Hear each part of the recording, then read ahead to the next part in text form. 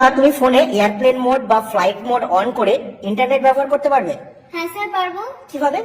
এর জন্য আমাদের প্লে স্টোর ওপেন করতে হবে, এরপর আমাদের সার্চ করতে হবে ফোর্স এলটিই অনলি। এরপর এই অ্যাপটিকে ইনস্টল করে নিতে হবে। এরপর অ্যাপটিকে ওপেন করতে হবে। এরপর এখানে সমস্ত পারমিশন অ্যালাউ করে দিতে হবে। এরপর এখানে মেথড টু অ্যান্ড্রয়েড 11 প্লাস এই অপশনটিকে ক্লিক করতে হবে।